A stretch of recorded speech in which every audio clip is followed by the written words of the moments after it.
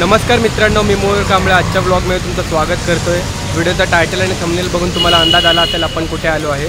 तर बरोबर, आज आपण आलेलो आहे ठाण्याला, ठाण्याच्या दुर्गेश्वरीचे दर्शन घेण्यासाठी। तर आता आपण डायरेक्ट नेरूळवरून ठाण्याची ट्रेन पकडली, ठाणे स्टेशनला आलो आणि ठाणे स्टेशनच्या खालीच ठाणे स्टेशनची देवीचे दर्शन घेतले आणि आता आपण चाललेलो आहे टेंबी नाक्याला, तिकडे ठाण्याची दुर्गेश्वरी विराजमान होते। आणि ह्या देवीचे विशेष आकर्षण म्हणजे देवीचे जे आजूबाजूचं जे डेकोरेशन असतं ते खूप मस्त असतं। तर आज आपण देवीचे दर्शनही घेऊया आणि डेकोरेशन देखील एकदम जवळून पाहूया, तुम्हालाही दाखवतो। आणि ठाण्याच्या दुर्गेश्वरीची जी स्थापना आहे ती स्वर्गवासीय आनंद दिघे साहेब यांनी केली। आणि आता ठाण्याच्या दुर्गेश्वरीला टोटल ऑलमोस्ट 46 वर्ष झाले, 1978ला स्थापना केली होती। तर आता तुमचा जास्त टाईम घेत नाही, मी ठाणे वेस्टला उतरलो आपण। ठाणे स्टेशनपासून साधारण 10 ते 15 मिनिटचं वॉकिंग डिस्टन्स आहे टेंबी नाक्याचं।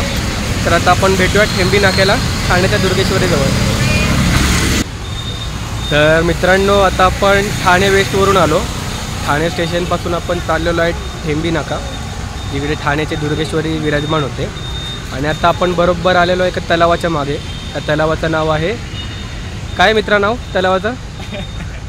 तलाव पाली। हां, तर तलावाचं नाव आहे तलाव पाली। तर आता आपण या तलावाचा जो रोड आहे बनवलेला, त्या रोडवरूनच चाललो आहे टेंबी नाक्याजवळ। तुम्हाला जरा तलाव दाखवतो, किती मस्त स्वच्छ तलाव आहे आणि आजूबाजूची जागा देखील एकदम स्वच्छ आहे।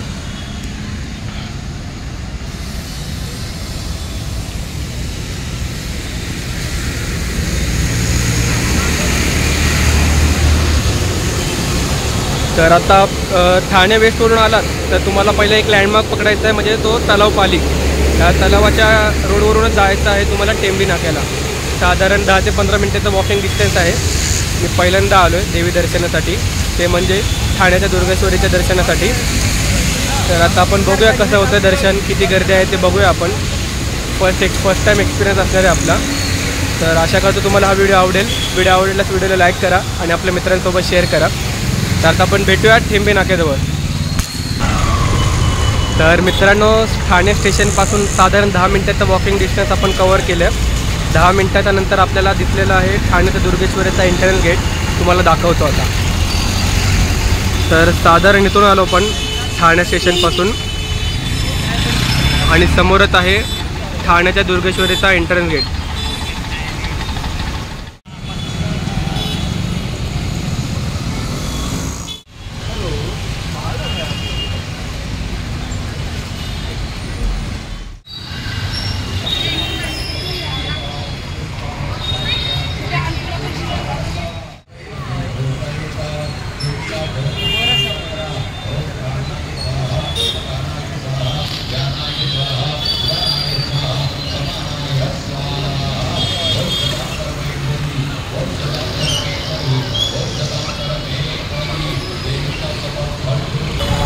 तर मित्रांनो, फायनली आता आपण पोहोचलेलो आहे ठाण्याच्या दुर्गेश्वरीच्या मंडपासमोर। ठाणे स्टेशनपासून साधारण 10 ते 15 मिनिटाचं वॉकिंग डिस्टन्स होतं आणि आता आपण आलेलो आहे टेंबी नाका, तिथे ठाण्याची दुर्गेश्वरी विराजमान होते। तुम्हाला आता मंडप दाखवतो।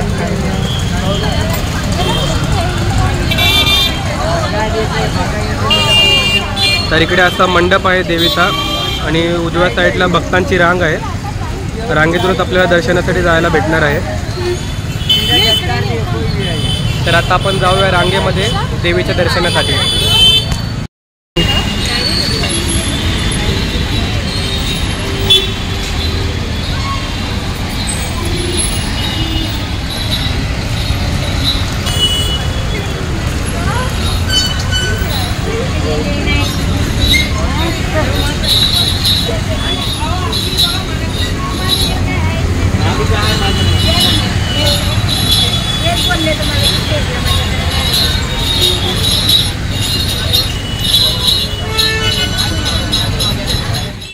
साधारण इथून एक्झिट आहे, भक्त इथून एक्झिट करत आहे।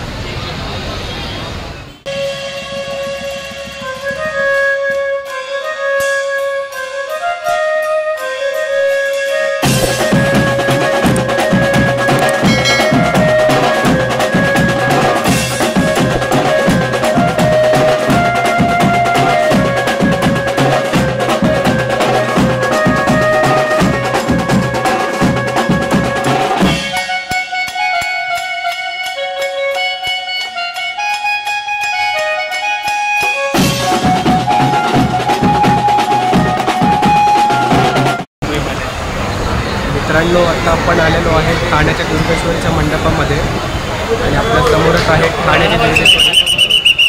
खूप एक्सायटेड झालो आहे, खूप भरून आले आणि डेकोरेशन तर एक नंबर केलेलं आहे. एकदम असा राजवाडा एकदम होतं ना राजदरबार असतो तसा एकदम सजवलेला आहे. तुम्हाला आता दाखवतो.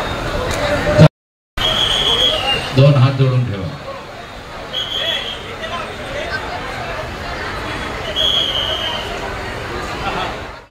आम्ही गणपती गजानन महाराज की जय. मुले 3दा पाणी पिया.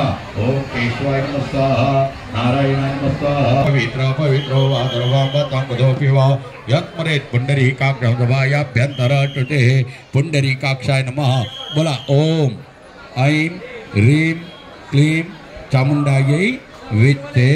ओम देव शांतिरंतरिक्ष घोडांति पृथ्वी शांति शांतिरोपदय शांति वनस्पतय शांति देवा शांति घोडांति घोडांति शांति घोडांति माना शांति शांति शांति शांति.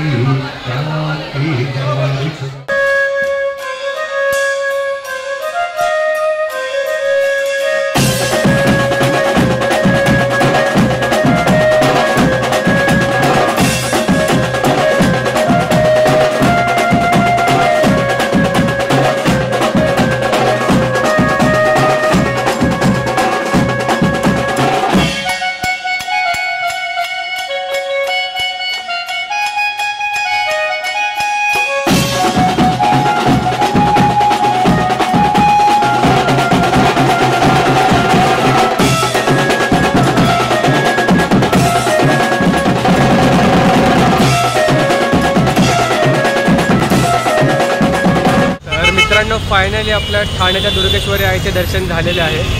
आशा करतो तुम्हाला हा व्हिडिओ आवडेल. व्हिडिओ आवडल्यास व्हिडिओला लाईक करा. आणि आता आपण बरोबर आलेलो आहे ठाण्याच्या दुर्गेश्वरीच्या मंडपाच्या समोर. साधारण 10 ते 15 मिनिटात देवीचे आहे दर्शन झाले आणि डेकोरेशन पण एक नंबर केलेलं आहे. एकदम असा सुंदर असा राजवाडा पण त्यांनी उभारलेला आहे. तुम्हाला मी दाखवले. तर ठाणे स्टेशनपासून साधारण 10 ते 15 मिनिटाचं वॉकिंग डिस्टन्स आहे थेंबी नाका. भेटूया अशाच नवीन व्हिडिओमध्ये. आशा करतो तुम्हाला हा व्हिडिओ आवडला असेल. व्हिडिओ आवडल्यास व्हिडिओला लाईक करा आणि आपल्या मित्रांसोबत शेअर करा.